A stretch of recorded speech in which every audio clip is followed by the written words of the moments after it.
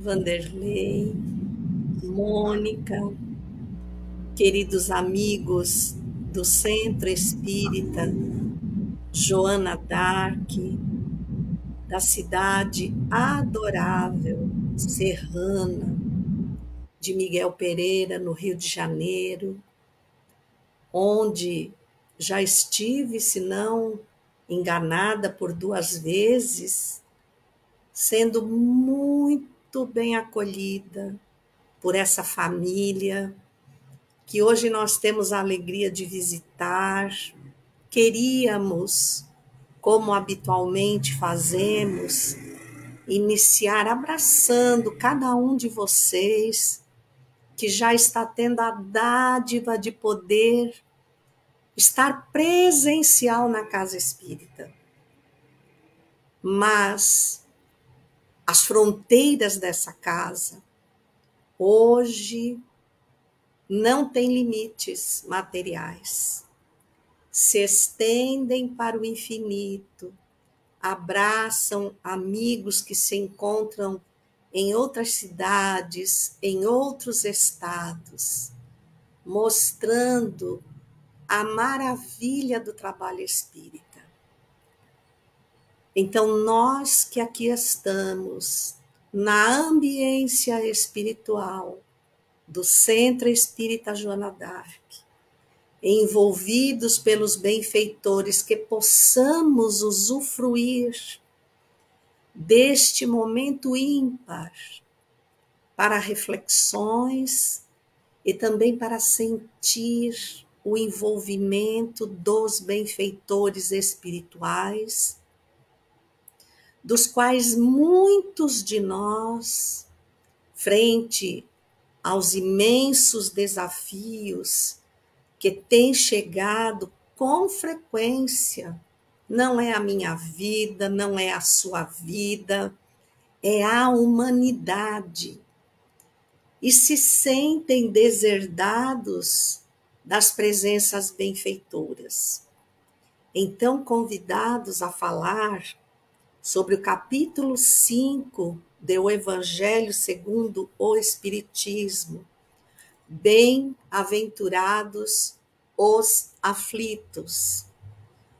O capítulo mais extenso que há nos 28 capítulos desse magistral livro que nos traz as leis morais, estudadas na ótica dos exemplos de Jesus, à luz do Espiritismo.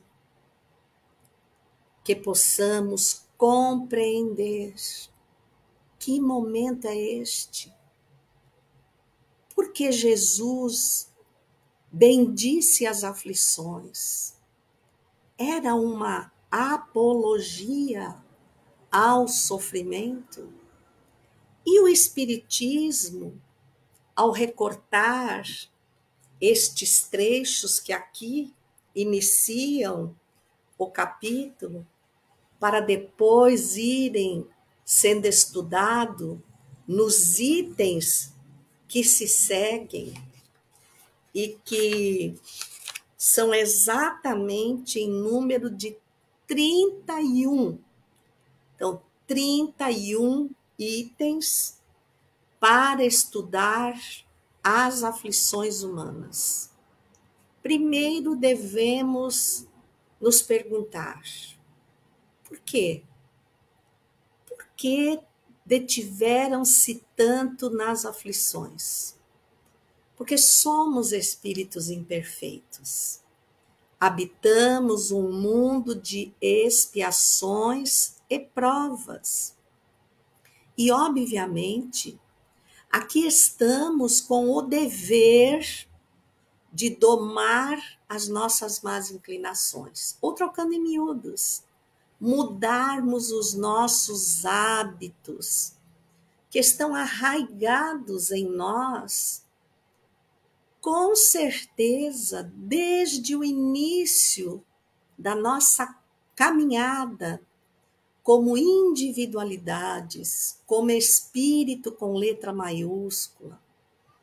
aquele que pode fazer as suas escolhas, que conquistou o livre-arbítrio, que experiencia o bem e o mal a princípio para retê-los como impressões físicas, porque o físico ainda para nós tem uma grande significância.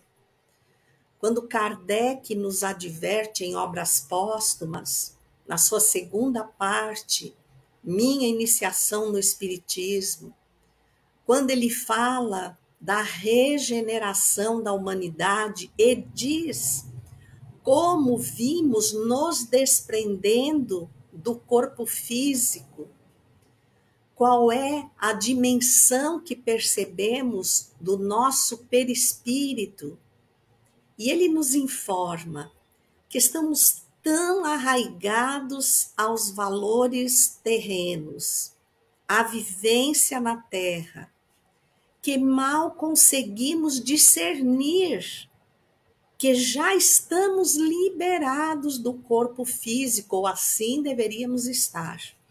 Porque muitos estendem esse período de sofrimento acompanhando os seus próprios despojos, a decomposição orgânica, permanecendo atrelados à vida comum da terra, aos vícios também, e na incapacidade de viver muitos deles e sem compreender por quê, exatamente porque está sem corpo físico, ele passa a vampirizar, a usar das suas vontades para domar aqueles que permanecem no organismo físico, que portam as mesmas inclinações más ou os mesmos maus hábitos.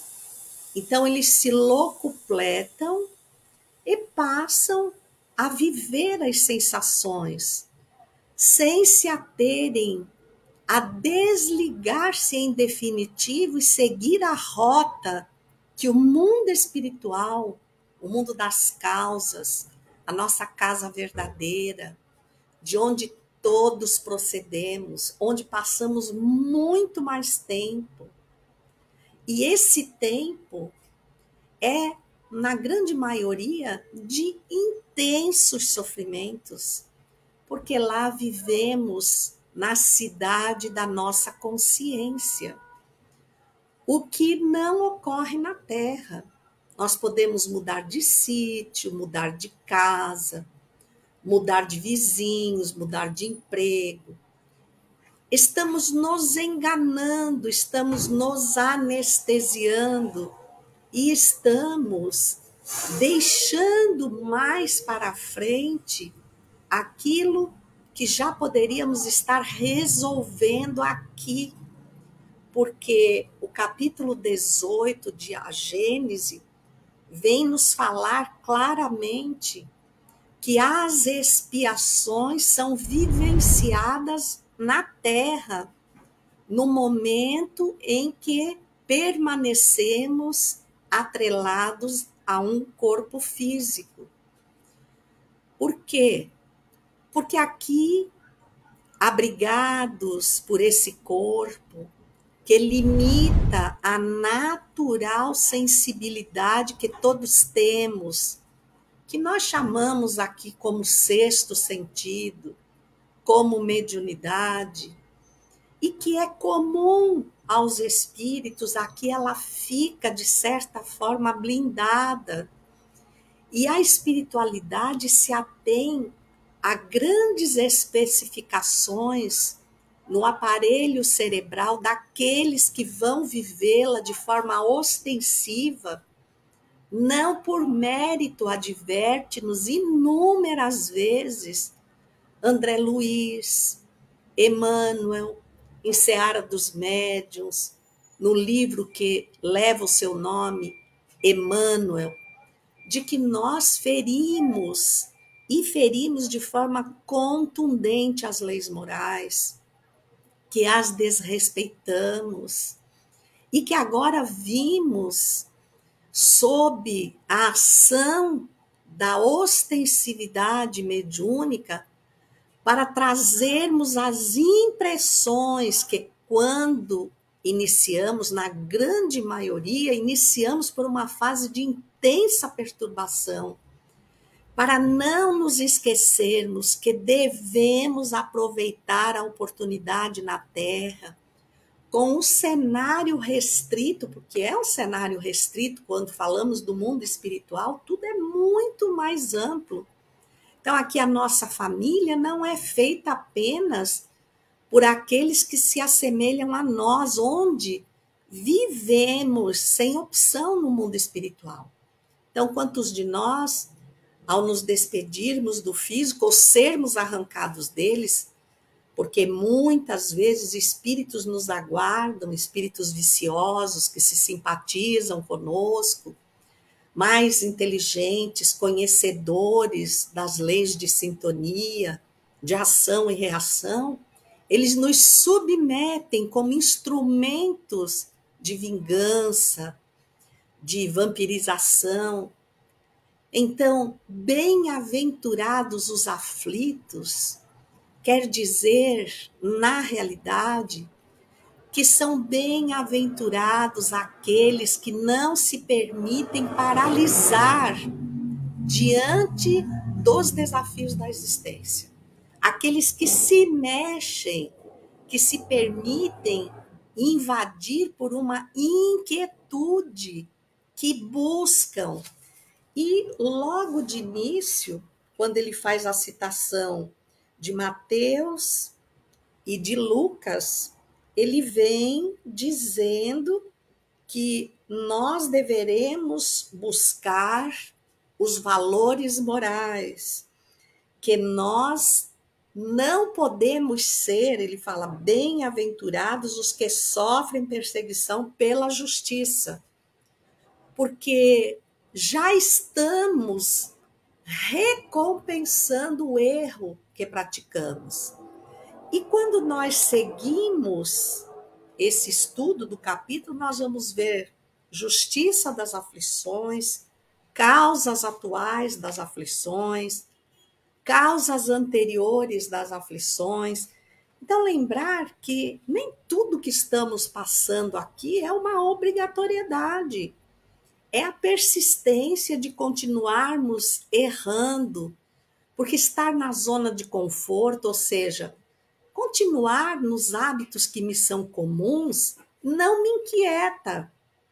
Eu não me sinto incomodado, eu não me sinto aflito, mas também não estou me liberando das atitudes errôneas, ainda inclinadas ao orgulho, ao egoísmo, que no Livro dos Espíritos, na pergunta 913 e sequentes, vem nos advertir de que por egoísmo, a 895, porque esperamos retorno imediato e benefícios imediatos de qualquer coisa que façamos, ainda estamos tão apegados a vir para o mundo, esquecer que somos espíritos, que nos consolamos em ter as coisas do mundo e pior, nós nos desesperamos quando não as temos, não conseguimos enxergar que não as ter pode representar um acréscimo da misericórdia do Cristo, porque possuí-las e não saber administrá-las implicaria em maiores dores. Então, nós recordamos muito a história daquele rei que só tinha uma filha, que no seu aniversário de 15 anos ofereceu-lhe uma joia ímpar, com gemas de alta preciosidade, que representassem tudo que era mais valoroso. E o ourives, com requintes, elaborou essa joia única. E depois da noite de festa, quando nasceu o novo dia, a joia simplesmente havia desaparecido do quarto da princesa, o que causou um grande rebuliço no palácio. Os convidados foram chamados a uma revista, a um inquérito, os jardins foram revirados, nada se encontrava, até que um velho homem, que sempre ficava ali à porta do palácio, que nada tinha, que procurava atender os que passavam, sinalizou de que ao amanhecer ele havia visto uma ave de um porte razoável que carregava no bico algo que cintilava profundamente, e aí supôs-se que aquela ave poderia ter adentrado o quarto da princesa e, acreditando que aquela joia fosse algum tipo de alimento ou material para o ninho, a furtara, digamos assim. E aí lançou-se uma grande recompensa para quem encontrasse a tal joia. E um jovem que estava numa família, estava, porque não era, nós sempre estamos, e quando estamos é de passagem. A gente tem, porque apegados aos valores materiais e às impressões da carne, a gente parece que qualquer aflição nunca vai ter término. A gente acha que é eterna.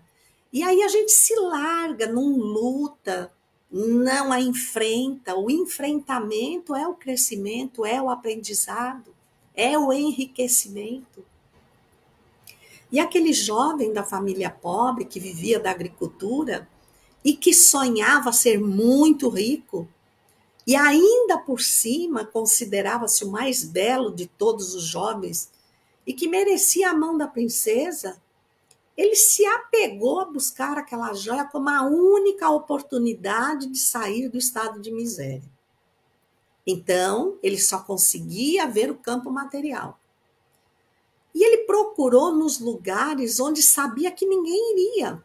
Por exemplo, um pântano que circundava os arredores daquela cidade e que era tido como mal assombrado. Diziam que quem lá ia nunca mais voltava, nunca mais era visto, que seres demoníacos o habitavam, mas ele estava pronto para pagar qualquer preço.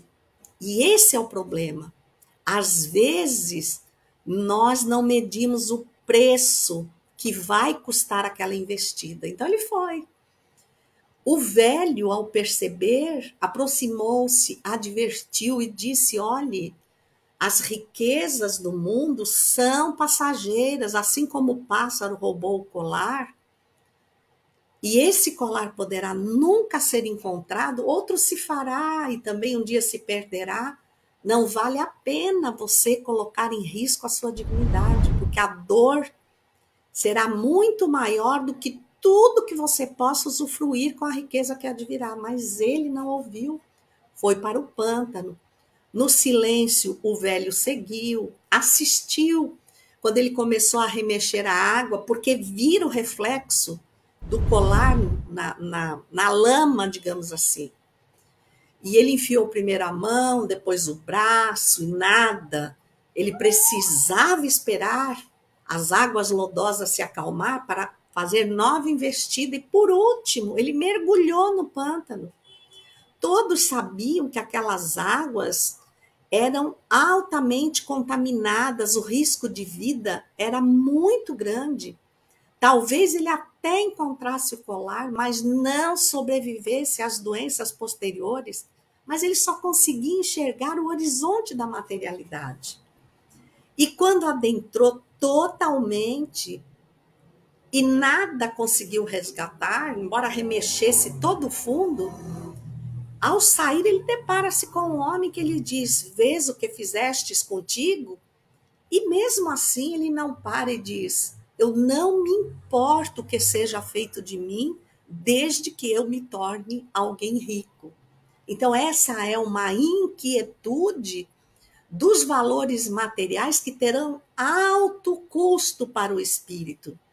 Porque ao contrário de tudo que nós vamos deixar, as sensações, os sentimentos da usura, da ganância, são aquisições do espírito e vão conosco e vão estabelecer as companhias que teremos, o lugar onde habitaremos sem escolha. Então ele fez o rapaz sair, esperou que as águas se aquietassem, mostrou o colar que realmente refletia no fundo, e o rapaz, tentando mergulhar, ele disse: nem tudo que pensamos que nos faz felizes está no lodo da materialidade. Muitas vezes é preciso erguer os olhos ao céu para encontrar com dignidade o verdadeiro brilho. E apontou para uma árvore cujos galhos ressequidos se debruçavam sobre o pântano, e num deles lá estava o colar dependurado. Mas esse jovem não sobreviveu, porque atirou-se ao risco da contaminação. E não é o que vimos fazendo na Terra? Adentramos um período e que está muito bem descrito no capítulo 18 de A Gênese, que nos fala dos sinais dos tempos, a nova geração. O Dr. Barry e os demais espíritos que aqui dão o seu contributo, como Aragô e como outros que aqui vêm oferecer as suas reflexões, eles nos advertem.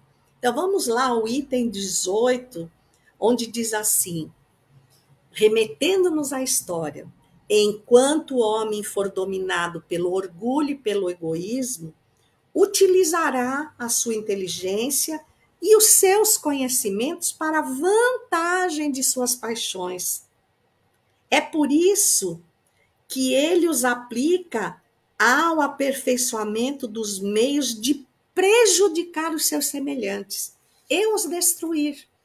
Então, essa pessoa, ela está ciente de que a grande vitória não merece ter obstáculos, sejam quais forem, se for outras pessoas, se for para delatar um companheiro, se for para semear uma discórdia, se for para maldizer, para caluniar, desde que lhe ofereça conforto, desde que ele possa usufruir, né, ele se destaque, ele vai se sentir tranquilo, porque a sua consciência está amortecida. Então, é uma consciência de sono, como Joana de Ângeles nos fala, sem sonhos. Eu só consigo viver o campo da materialidade. É onde colocamos os instintos primários, a fome, o poder, a crueldade, o sexo, como o ápice do contentamento da vida desses espíritos na Terra. Aí vai mudando de figura a compreensão do bem-aventurados os aflitos. Bem-aventurados aqueles que já despertaram para outros valores, que não esses instintivos, que conseguem perceber que não adianta promover um recanto de felicidade para si, porque está mergulhado numa ambiência de dor, de desigualdades sociais cruéis, onde aqueles que mais têm não investem os seus recursos para alavancar a evolução dos demais, como se fossem pontes de progresso na Terra. Não, eu só penso em amealhar para mim, me tornar mais poderoso, mais rico. Então, estar numa consciência de sono sem sonhos é não se dar conta de que eu sou um espírito. É acreditar fielmente que eu sou apenas aquele corpo. E enquanto eu acreditar nisso, eu vou criando dores, porque eu vou me atirando ao pântano das ilusões, que vem uma atrás da outra, que nunca me trazem realmente felicidade. É só alguns momentos, eu fico feliz só por um pouquinho, até que alguém me alcance ou até que eu consiga visualizar algo maior. E aí eu já fico insatisfeito. Então, essa é uma inquietude da materialidade. Mas quando eu tenho uma visão maior, embora eu queira usufruir, porque é nosso direito usufruir dos valores da terra. Então, vejam, Jesus não faz apologia à pobreza, à miséria, à dor, né? Ele faz apologia ao esforço. E é óbvio, o esforço, ele dói. Pergunte-se a um ginasta, a uma bailarina, a um bailarino, quantas dores eles sentem no momento em que estão treinando ou no transcorrer de um espetáculo em que oferecem tudo que têm, mas o resultado alcançado os faz sentir um sofrimento que é laureado por esse resultado. É assim que nós deveríamos aprender a viver na Terra. E nesse item 18 de a Gênese, os benfeitores continuam dizendo, aliás, agora no 19, unicamente o progresso moral pode assegurar a felicidade dos homens sobre a terra, pondo um freio às más paixões. Unicamente ele, o progresso moral, pode fazer reinar entre os homens a concórdia, a paz e a fraternidade. Então, vai deixar de existir motivos para a guerra, porque ser vitorioso sobre as ruínas do outro, que vantagem é essa? O vitorioso é aquele que, detendo maior recursos, ele consegue multiplicar esses recursos e levar felicidade aos outros, porque ele amplia o horizonte da sua própria felicidade, que na Terra, atrelada a provas, a expiações, ela é sempre muito restrita, muito parcial. Vejamos o céu e o inferno, né? Os códigos penais da vida futura. Que espetáculo se desdobra diante de nós quando Kardec vai nos colocando numa grandeza absoluta que para tudo que eu faça vai haver um retorno. Então, quando eu faço um grande mal, não necessariamente eu vou passar por aquele mal, porque aí automaticamente eu estarei mudando o mal de mãos e que para que um se recupere, o outro tem que assumir o crime. Aí Jesus entra e diz, bem-aventurados os aflitos, ou seja, bem-aventurados os que, reconhecendo o erro, não legam essa recuperação na forma de dor que outro tenha que lhe impor. Mas ele doma as suas más inclinações, ele busca frustrá-las ou frustrar essas más inclinações, ele detém os maus pendores. A pergunta 893 do Livro dos Espíritos é belíssima, porque nós dizemos assim, quando nós vemos um homem virtuoso, vamos pensar no virtuoso, um pianista virtuoso, ele atingiu um ápice e a gente diz, nossa, quanto tempo ele demorou para isso. E quando nós falamos de virtudes, a gente se vê tão distante de alcançá-las que muitas vezes desiste do esforço, porque nós nos desanimamos. Então, é uma dor ou um mal sofrer, porque eu acato o sofrimento, mas eu não uso desse momento para crescer, para me libertar do que causa esse sofrimento, e não dele em si. Eu encaro de forma diferente.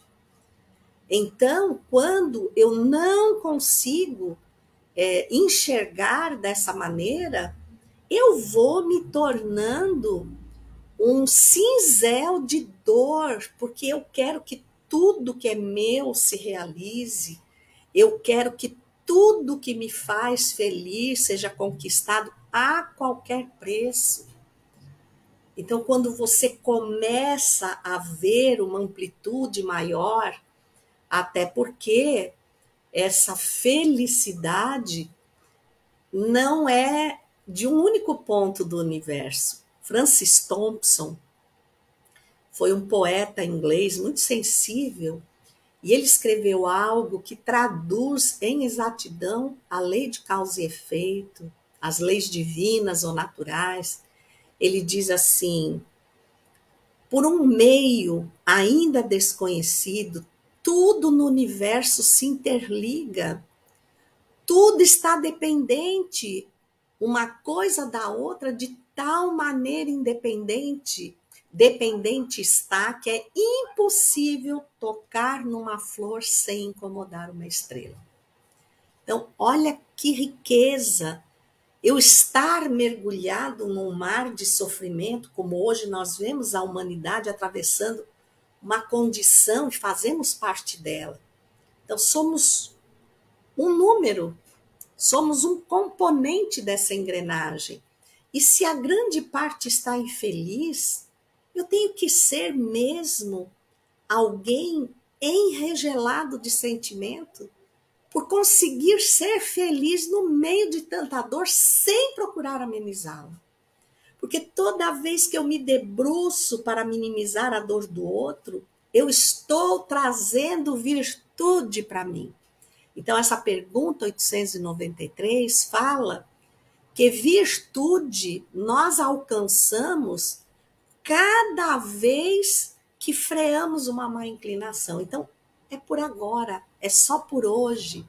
Os 10 passos da dependência química, fabulosa, que poderia ser utilizado para nós que somos dependentes da imoralidade, para só por hoje não fazermos esse mal, já estaremos alcançando virtude. Então, a virtude não é uma escada que eu subo num dia, é um degrau que eu venço a cada dia. E se eu não me fortalecer, para não me entregar todas as vezes que o desejo vem, que a paixão desvairada vem, eu até sei que aquilo não é bom, mas eu preciso, eu desejo. Para logo depois que realizar, vir o sentimento de culpa, a sensação de vazio, né? Aquele complexo de que eu fiz a coisa errada, e aquela busca de uma desculpa de que mas todo mundo faz, eu não sou diferente, eu não quero salvar o mundo. Ninguém de fato vai vir e salvar o mundo. Jesus não conseguiu, ele legou todos os exemplos.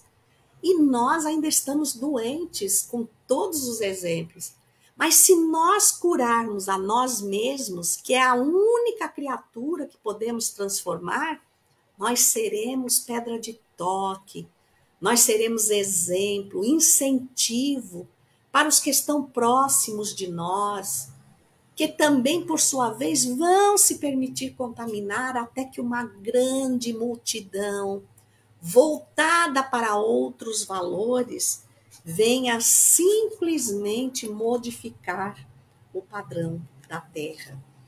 Então, aqui, na sequência dessa leitura, nós vamos perceber que o grande sofrimento deste momento, ele não vai ser um cataclisma natural, né?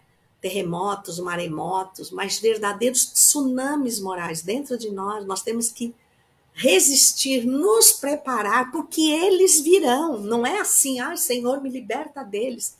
Eles virão em forma de testemunhos e de dores desafiadoras, para ver até onde eu consigo continuar com Jesus. E continuar porque eu sei qual a razão. Porque eu sei que aquilo não é castigo, não é punição, é oportunidade.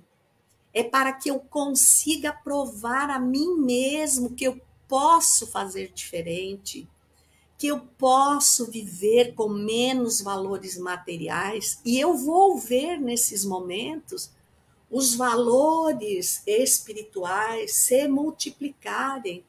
Eu tenho dito muito para as pessoas. Elas dizem assim, é muito bonito o espiritismo, mas e na prática, e no dia a dia, com a família, e com a sociedade, no emprego, como é que eu faço? Eu digo assim, olha, Emmanuel nos deixou uma coletânea, os seus romances históricos, leia. Comece, leia há 2000 anos, veja o devotamento de Lívia, reconhecidamente um espírito de maior envergadura que veio à escuridão da terra, dar as mãos a Públio Lentulus, o nosso Emmanuel, que não aceitava Jesus, e ela, mesmo expurgada da sociedade, que lhe atirou culpas que ela não tinha, deixada à margem da convivência como esposa, como mãe, ela seguiu servindo. Vá visitar Renúncia, veja Alcione, em torno do seu grande amor Pólux, que depois reencarna como Carlos, e outros que lhe cercam a existência.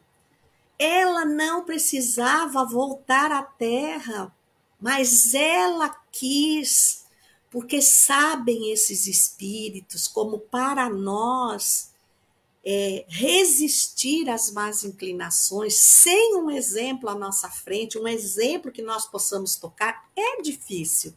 Mas nós os temos, olhe bem na sua família. Não é possível que nós sejamos a melhor pessoa da nossa família. Outros espíritos como Lívia, como Alcione, como Quinto Varro no Ave Cristo, que teve 100 anos estabelecidos pelos benfeitores espirituais para tentar resgatar o seu filho totalmente perdido nos valores e nas posses materiais, no poder temporal, na perseguição a Jesus, aos cristãos, 100 anos para fazê-lo aceitar Jesus. Parece muito tempo, mas não é. Tanto que Quinto Varro, na mesma existência do que lhe é filho, ele morre e ele volta e vai parar como uma criança que foi recolhida nas ruas, nas mãos do seu filho. Outra vez. Então ele aproveitou esse tempo, mas o filho poderia não aceitar, não se modificar. Por que Emmanuel nos trouxe esses romances históricos? Qual é a finalidade? É dizer assim, não existe ninguém na Terra que esteja ao desamparo dos benfeitores espirituais. Com certeza, eles se multiplicam como as estrelas no céu, como os grãos de areia no deserto, como as gotas no oceano. Cada grupo familiar tem alguém como Lívia, como Alcione, como Quinto Varro. Tem alguém que renuncia aos prazeres temporais para servir, para ser um exemplo a fim de que o outro encontre mais significados, mas ninguém que vá deixar os maus hábitos arraigados a muitas reencarnações sem sofrimento. Foi isso que Jesus disse. Olha, não é porque você leu uma lição do Evangelho, não é porque você vai ao centro, ou virou trabalhador do centro, ou você está no grupo de estudo do centro, frequenta o centro há 30 anos, que você está isento. As dores virão para você também. E sabe o que elas significam? Que você não está mais contente com a forma como agia. Tantas pessoas vão à casa espírita, começam o estudo e passam a sofrer um embate de consciência. Porque eles começam a comparar o que aprendem com o que fazem e dizem, meu Deus, eu não vinha fazendo bem isso até agora. Às vezes aquilo serve para que a pessoa se esforce e modifique, mas na grande maioria das vezes serve para a pessoa ir embora do centro, porque ela estava muito bem obrigada, sem embates de consciência, O centro só faz acusá-la, dizer que ela é um espírito imperfeito, dizer que ela não presta, dizer que ela não está agindo certo. Se fosse isso, mas não é. O Espiritismo, ele nos ensina claramente como vencermos essas dolorosas más inclinações que têm estendido o período de sofrimento na Terra. Porque nós, quanto mais dói, mais a gente se atira a querer as coisas materiais para depois sofrer com medo de perdê-las e no final dizer: ai, que saudade eu tinha daquela cabana rústica, da simplicidade, porque agora eu preciso viver de máscaras, eu não posso ser eu mesmo, tenho medo que me roubem, tenho medo que me matem para roubar. Quando os tesouros do coração não incomodam os ladrões da terra, você pode andar seguro que também nunca os perderá. Você passará a ver a dor como o último recurso usado para nos despertar para o espírito imortal que somos, para os valores infinitos que procedem de Deus. Eu sou herdeiro de Deus. O universo me pertence. As estrelas me pertencem. Por que é que eu luto por coisas tão pequenas que logo me trarão dores e aflições? Bem-aventurados os aflitos, bem-aventurados os que chamam a si as adversidades como aprendizado. Vai dar mais trabalho, porque eu não quero me livrar dela prejudicando alguém. Eu quero exatamente perguntar, não porque a dor está comigo, mas o que é que ela veio me pedir, interpretar a dor, para essa aflição nos conduzir a uma paragem melhor. O Ave Cristo, nós acabamos de reler só na pandemia, acho que já pela 4ª ou 5ª vez, como todos os romances de Emmanuel. E há um momento em que se reúnem os cristãos num lugar muito humílimo e que ali o apóstolo que servia, que interpretava Jesus, chamava-se Vestino, e eles viviam um momento grave em que as perseguições tomaram vulto e não deixavam escapar ninguém. Então, a breve tempo, eles queriam ser chamados ao testemunho. Por quê? Porque eles queriam viver Jesus, né? Todos somos iguais. Diga para alguém que ainda é apegado à casta, não, você é igual a mim. Não, você é rico, não, você pode ficar pobre, você pode perder tudo. Você não está livre da própria consciência, né? Olha, viva Jesus. Nossa, a perseguição ainda continua. E aí ele tomou de uma passagem de João 14, versículo 1, e disse assim: não se turbe o vosso coração. Credes em Deus, crede também em mim. E meditando sobre esse trecho, ele disse assim: meus amigos, acreditamos que a hora é das mais significativas para a nossa família espiritual.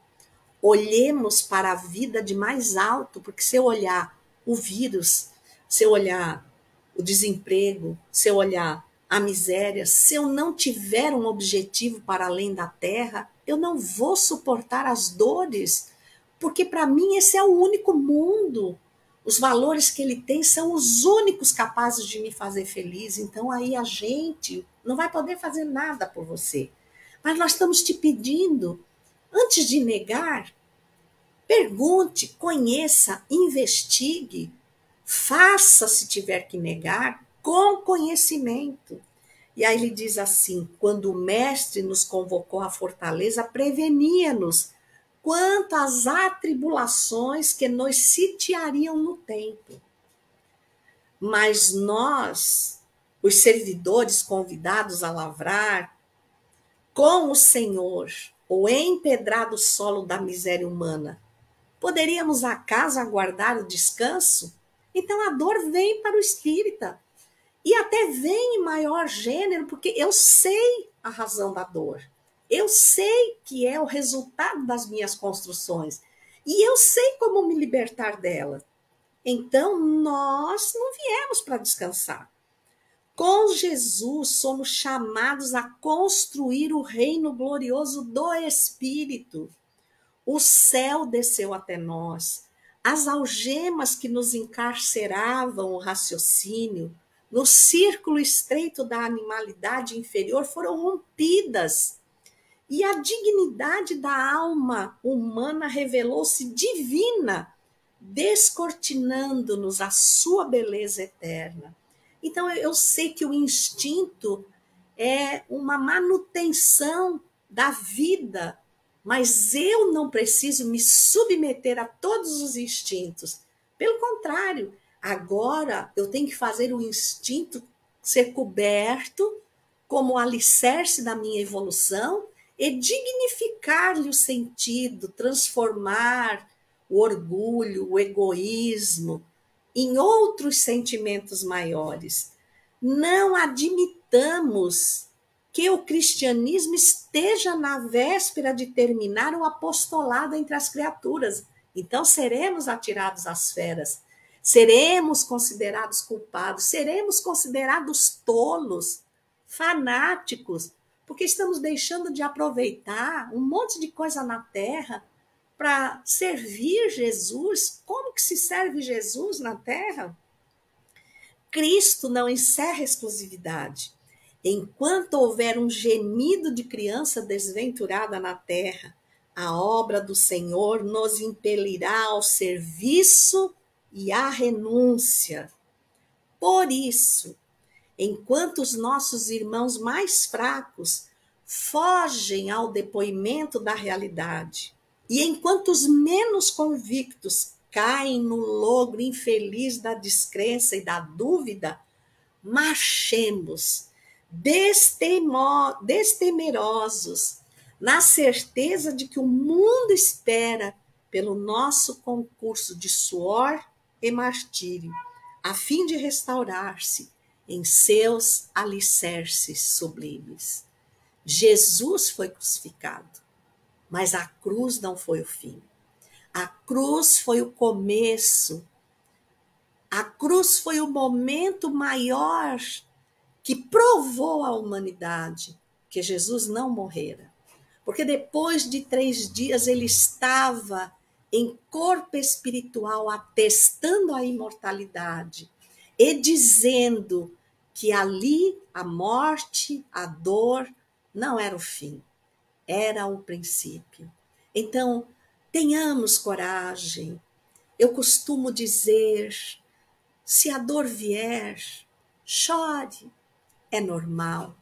Mas não se revolte, porque ela te visita exatamente como resultado do que vimos fazendo até então. E ela vem para nos desafiar novos comportamentos. Ah, Senhor Jesus, tomara que eu me encharque da aflição dos justos, daqueles que não se permitem corromper, daqueles que são o sal da terra, porque onde se mistura o sal, pode ser com qualquer elemento químico, o sal mantém o seu sabor. De que me vale atirar-me a todos os poderes da terra, todas as conquistas da terra e perder a própria alma? De que vale morar em palácios, ter o poder de decisões e depois, quando se descortinar o mundo espiritual, eu não me reconhecer espírito e continuar sofrendo as mesmas dores físicas, no entanto, ver-me privado daquela família que tantas vezes eu reclamei, ser submetido, escravizado, torturado por algozes com os quais me afinei, enquanto usurpava os valores da terra. Ah, Senhor, que as aflições que me chegam sejam feitas da inquietude que todo cristão vive quando atende o teu chamado.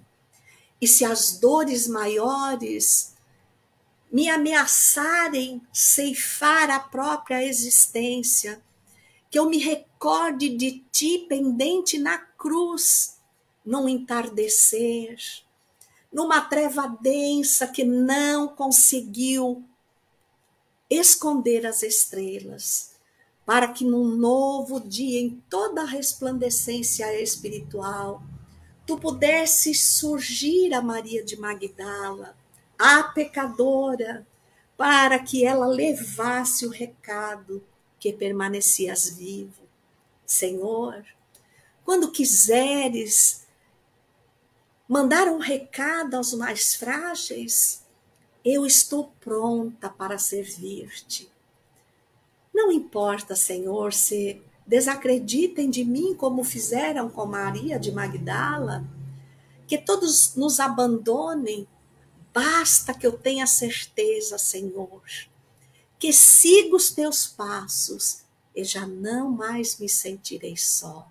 É por isso, Senhor, que neste momento final nós convidamos a todos para uma oração singela, rogando aos benfeitores amorosos deste centro espírita Joana d'Arc, a benfeitora que, tomada conta de louca, testemunhou Jesus para arder na fogueira da iniquidade humana, sem, no entanto, desistir de segui-lo. Ó Senhor, que esses espíritos de escola que trabalham nesta casa, agora presentes neste doce ambiente, envolvam cada um que aqui está, seja presencial ou virtual, estamos em tua casa, Senhor. Move-nos das aflições para sermos justos, para servirmos onde formos convocados, a partir do cenário singelo da nossa família, que representa a manjedoura humilde por onde chegastes à terra. Ah, Jesus, há tanta dor neste momento, mas com certeza a pior delas é descrerem da vida que continua. É viver atormentado pelos valores passageiros da terra como se fossem constituintes da felicidade. E logo mais perdê-los e cair no vazio de si mesmo. Ah, Jesus querido, estende tuas mãos sobre nós, banha-nos da tua misericórdia e do teu amor, e lega a cada coração a tua paz infinita, para que nas aflições da terra nós ergamos a voz e possamos dizer: eu, Senhor, nunca mais desistirei de ti. Abençoa-nos, fica conosco, que assim seja.